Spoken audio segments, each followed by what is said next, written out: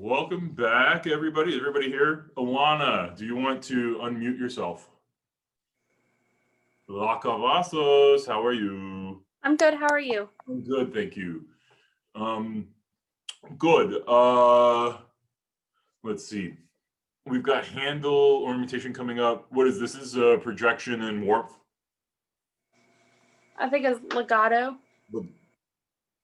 Legato, which we just did with Will. Can we switch that I around? don't care which. That's the beauty of being a senior and having 4 years of voice lessons and Let's do, being a teacher in training. So great. things So let's do projection and warmth. And I had to rearrange things too because the Wi-Fi's been a little crazy at school, I understand. So we've had some things a little bit out of sequence. I appreciate everybody's flexibility with all that. But so we're going to do projection and warmth. And the idea is that there are healthy ways to sing in a way where the voice will carry. Now, I guess you could say it's singing loudly without hurting your voice, but it's not really singing loudly. It's the illusion, the sonic illusion of singing loud, but it's just being more efficient. And you have to know kind of how to access those resonancies and those frequencies so that when you're singing with a piano or you're singing above like an orchestra, you can be heard. You cannot sing louder than a 50-piece orchestra. One singer can. It's impossible. But she or he can find those frequencies that carry and cut through so that something about it makes it seem like it is louder. We wouldn't want to try and sing louder. That puts a lot of pressure on your box here, your voice box. That's no good. So how do we find those frequencies? Well, it's actually combining different approaches into one. I talked before about how the vowels can feed each other. Well, so can frequencies and resonances. They can feed each other and be complementary. It's not like you have to put all your eggs in the one resonance basket. There are plenty of baskets that you can investigate and that you can take eggs from and make your own. And then you have one heck of an omelet at the end of the day. So that's what Alana and I are going to do today. So this is an exercise, the Italians call it like canzone di stretta, which means the song of the witches. And I talked before about the baby screaming. Well, we're going to go back to that analogy. When the baby screams, the baby won't stop screaming until the baby gets what she or he needs. In other words, if the baby's hungry, the baby keeps right on screaming all night long and into the morning if baby doesn't get fed. I think a lot of us can remember hearing that, or none of us can probably remember participating in that as a screamer, but we did. So it's a natural thing. And the reason I bring this up is because if the baby did irreparable damage or any damage to his voice, it wouldn't do it. If the baby screams, Alana, what is the vowel that the baby will scream on? I was thinking, Yeah, you're right. So, I mean, a baby doesn't go, wah, wah, refined baby, like maybe Stewie from Family Guy, right? Might, but, real babies, they go, wah, wah, and it's ugly, terrible. But I'm here to say we can actually learn from that as singers, right? So like, right. I go N-Y-A. I make it ugly as heck. Can you give me an ugly nya? yeah.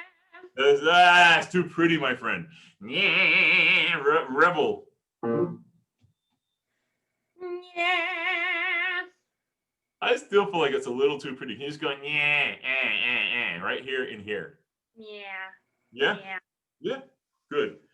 Good. Now we haven't done this for a long time, so I understand why it sounds too pretty. And ultimately pretty is good. But for this exercise, try and let go. It's and it's not spread here, it's wide here. This is still around and forward.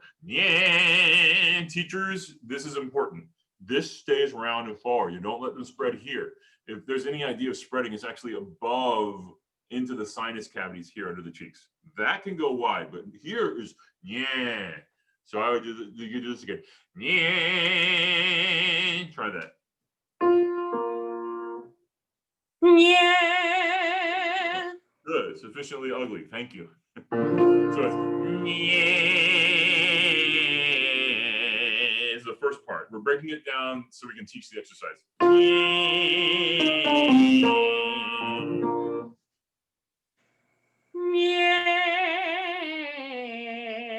Good.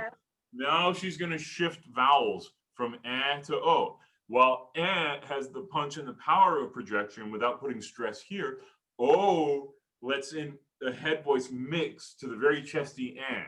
So you have a mixed register approach even on a low note. Listen to me do it.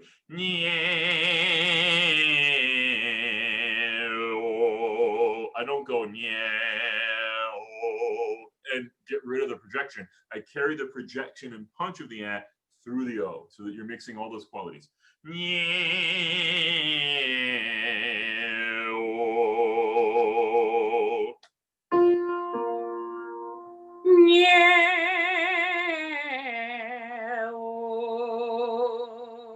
Now suddenly down there she sounds rich, like a cello again. It's so good, but it has, you have to put that aspect of projection into that o, and she did it just perfectly. Can you do it again? Yeah.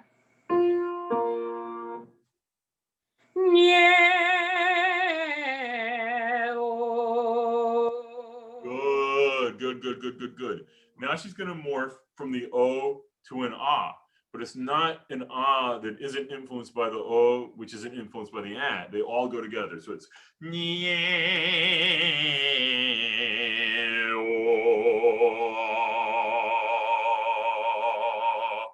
so you have that ah has like 3 or 4 different dimensions to it now. That's what we're going for.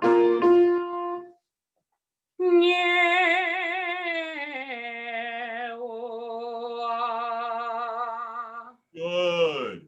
Now she's going to go up a fifth. And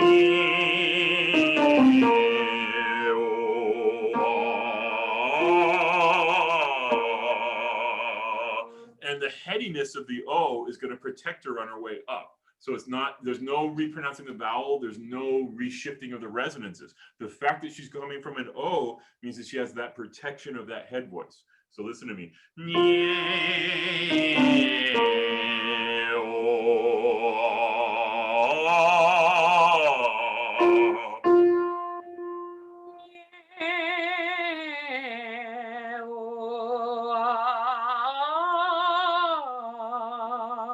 Excellent.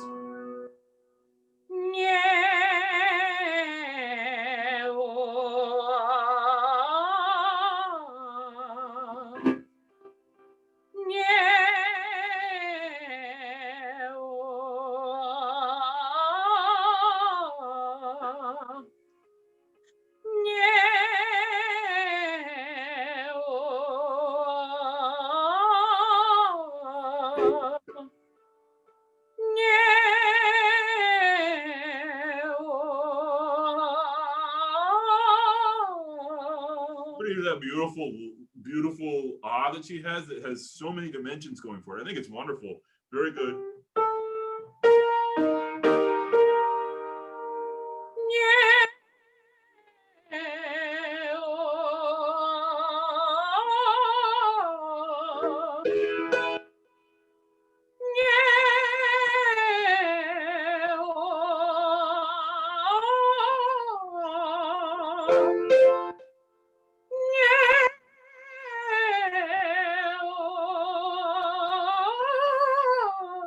Good, and that's about as high as I would take a mezzo or a bass or a baritone. Mezzos, basses, and baritones, I start this in B flat. Tenors and sopranos, I start this in C major, just so you know. And this isn't particularly good exercise to do above the middle high. So I stop on a C, you know, for the lower voices. I stop on a D for the upper voices, the tenors and the sopranos. But what's great about this is that she has a good way, or we have a good way of starting something and ending on the same note that we start. I'm a big fan of that. And in fact, my lip trills all end and start on the same notes. So I go, and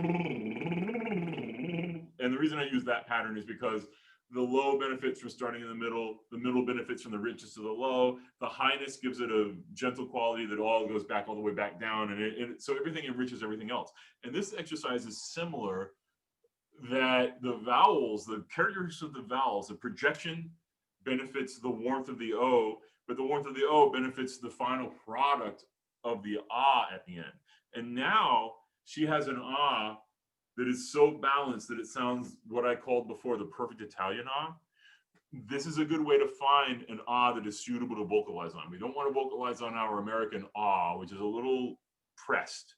We want that freer tongue ah, and this is a good way to find it. So Alana, that was great. It's a complex exercise, but you showed how the different vowels can feed each other in a positive way, that it becomes a complex experience that isn't complex to find. It's complex sounding. The sound is complex, but the techniques are pretty easy to understand. You showed that great. And yeah, it's just good for a lot of things as well. Like especially like if you have a higher part, if your altos are singing higher and it's on like a brighter vowel like an E, training them to keep the forward O kind of like shape as they're gonna, because it kind of presses more into the hard palate, Right. Makes it balanced so they're not wanting to spread as wide, I feel like, at the top as well. Good. And you know, I think future sessions I want to do with you in particular might have to do with hard palate and soft palate kind of strategies, which we can spend a long time on. But that's another thing that we have to learn about as singers. There are a couple stuff we didn't do, like I want to do tenor and baritone high note strategies, right? Another session. And I want to do palette, and I think you're a perfect person to do it because you have such a good understanding. What y'all don't know about Alana is that she, ever since sophomore year, started really exhibiting a real proclivity for understanding technical terms and being able to break them down and explain them to other people. And when you get a student like that, you want to encourage them to go in and read up on pedagogical issues. She and I have had really good conversations over the last 3 years about strategies and different approaches. And I really am proud of the work that she puts in on that. And I think she's on her way to being a darn good teacher. So she has that going for her. Let's continue our talk on sort of warmth versus projection. So this is another weird pattern that I teach my students. And what it is I'll break it down. The first part is EU. So Alana, would you go EU? EU. UEA. UEA. UEA, UEA. UEA, UEA. So now I do that twice. UEA, UEA, UEA, UEA. UEA, UEA, UEA, UEA. Good. So again, it's EU, EA, UEA, UEA. So EU, EA, EU, EA. And then I repeat that. And I glide it all together, and it's a tongue experience. So again, it's EU, EA, UEA, EA, UEA. So can you do that, Alana? UEA, UEA, UEA, UEA. Good.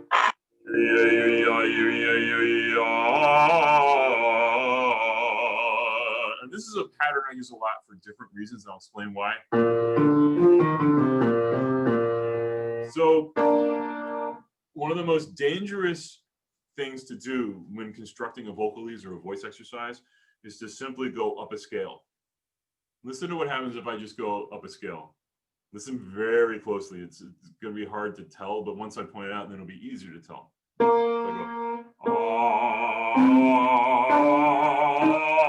go, what I'm doing is, it's not good, is from the lower note to the upper note, it's a natural thing to drag up a little bit of chest voice.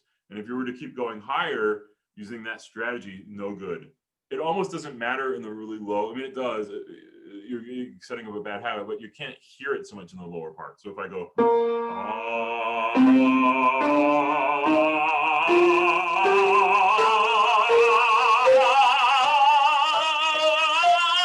I mean, that's really bad.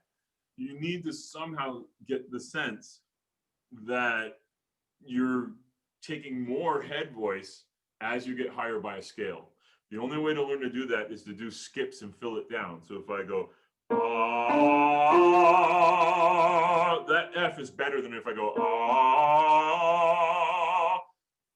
if you listen really hard, you can tell the difference in those tones, right?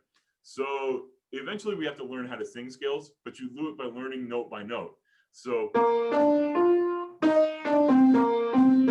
if you fill by going down, that I'm learning these notes. The only notes that benefit by that pattern are because they're going down by scale, which is how you learn. So if you want to learn how to sing this note, you go. That's how you benefit and learn. And you sing it 1,000 times, and then when you approach it from below, you'll just sing it right because your body's used to phonating it that way on that note, right? So that I use this exercise for a lot of different strategies. And right now, I'm learning how to do it with a balanced ah that I get at by going you e a u e ah u e a u e ah. And by the way, I stick the one scale note up to introduce the idea that you go up that note without dragging your chest up. So ah, I'm really careful on how I sing that note up. I know that's a lot of information, but there's always a reason why we pick a certain pattern for vocalese, right? And skipping up and then filling down from above is always a good strategy. The greatest Italian art songs actually do all that. Caro mio ben goes down. It's not caro mio ben, caro mio ben. You learn all those notes because you sing it from above. So there's this concept of up and over and down is how we learn to sing. And guys, as future teachers, Corey, Alana, anybody else in this room, skip and then fill the notes by going down. So anyway, we have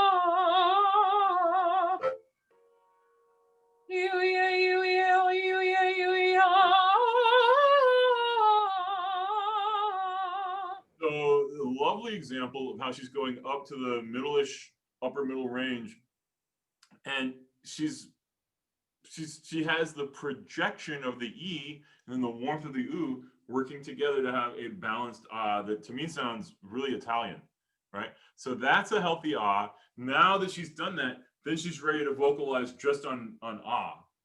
The Italians can kind of wake up, get out of bed and do that because that's their language.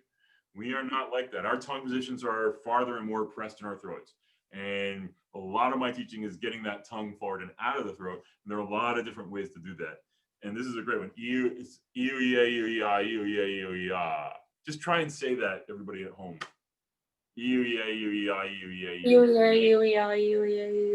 Right. And it's just the tongue.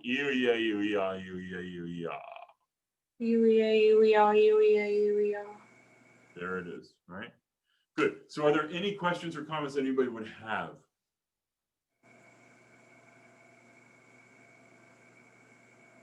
Good. So that helps free up the tongue. It helps you get a balanced ah, and then you can go about your business using ah. Now that ah is correct, as they say, you can use ah as a template vowel. It's amazing what we have to do to get that ready, though, as Americans, American English speakers, right? Good. Alana, that's great. Great work. So free. I'm really proud of what you've done over the years. It's just all there. It's all coming. So good. All right. So I'm going to take about 5 minutes and get ready for our next and final session, which I think is handle ornamentation, at least a beginning to it. The way that this day kind of started was we started with the body, then we got into the articulators and breathing, and then we got into the articulators. So it was all sort of steps to create a good voice lesson. We wouldn't do everything of every step at every lesson. Otherwise the lesson would last 4 hours, right? But we end with something that doesn't have much to do with technique. It doesn't mean I don't want the technique, but now we're concentrating on a fun little interpretive thing and see how much fun we can have with trying to learn new things, you know, about sort of standard music. Okay. So that was kind of meant to be like a little bonus and fun sort of thing for us to do, to conclude with. So that's coming in a few minutes. I'm going to go get some water and I will see you all very soon. Thank you, Alana. Dr. Streetman? Yeah.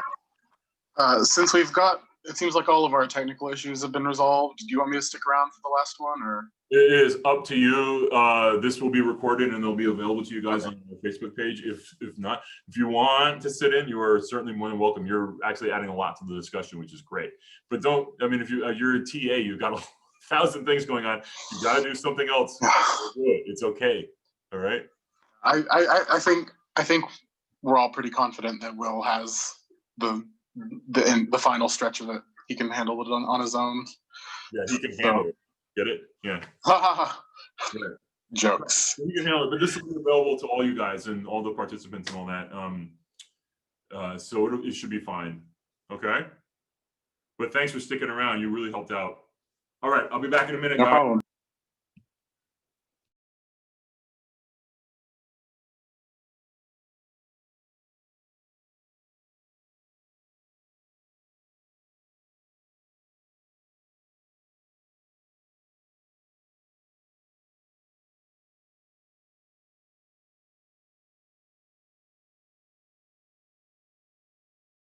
Thank you all so much. Awesome. You're presenting it to them. So I think so rarely, especially in the high school or middle school setting, you don't actually understand what going to college and what being in the voice lessons and how advanced the voice can get. I know I certainly never realized all that until I came, you know, and started. So it's awesome. Oh, I agree with you 100%. Really appreciate you all doing this. You were there when I was doing vocal lessons, weren't you? Mm-hmm.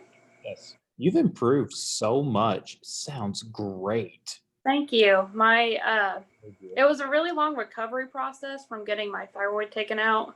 Mhm. And it's awesome to be like almost 100% vocally back, you know?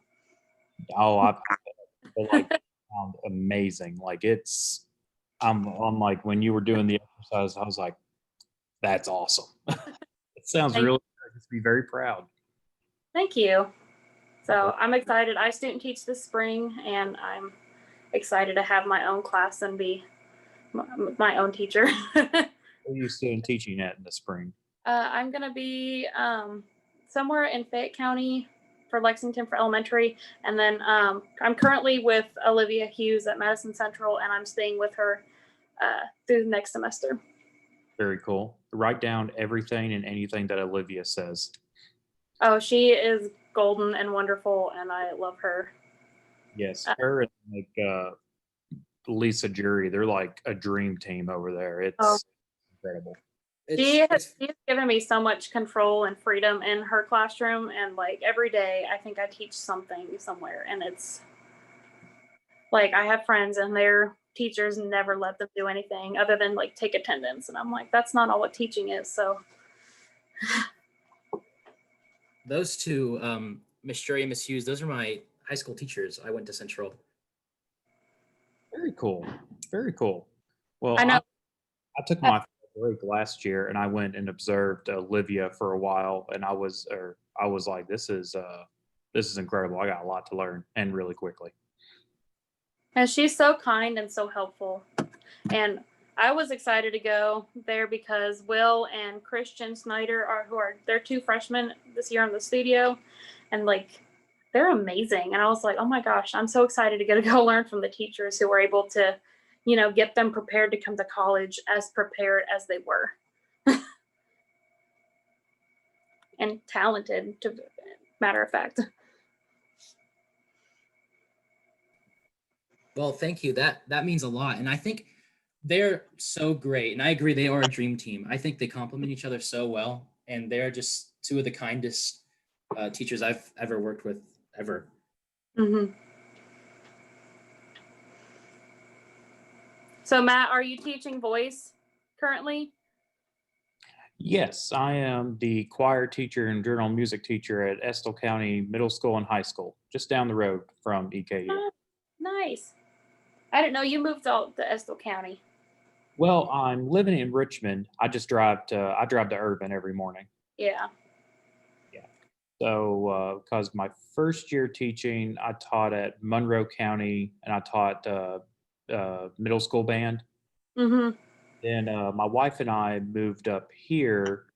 There was a job opportunity for her up here. So we moved up here to give her some more opportunities. And I was able to get this position, which I've been enjoying. And we're trying to build a choral program. We haven't had a choral program here in a long time. And we're just trying to do some basic building blocks. And I've got a lot of students who are really excited and just hungry for it. Like There you go. the three students I have in here now, they're really serious about it. And Awesome.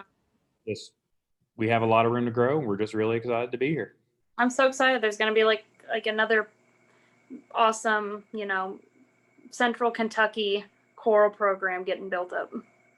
We're trying, baby steps. We're Exactly. That's awesome.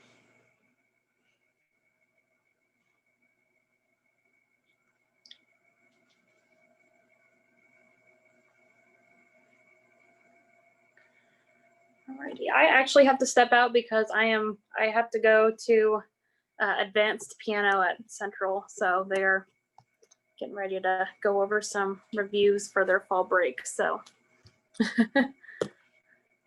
I will see you all. Thank you, Dr. Streetman. This was awesome. And I'm so happy that it is going to benefit so many future singers and hopefully future colonels. Alana, all I can say is you've been with me since my first day one at EKU, and it's been great working with you, and we'll continue to work with you. And no matter where you go and what you do, I know you're going to be an inspiring, great teacher. And I definitely we have to stay in touch, and you're just going to be great. You're just going to be great at what you do. So Teacher by day, opera singer by night. there you go.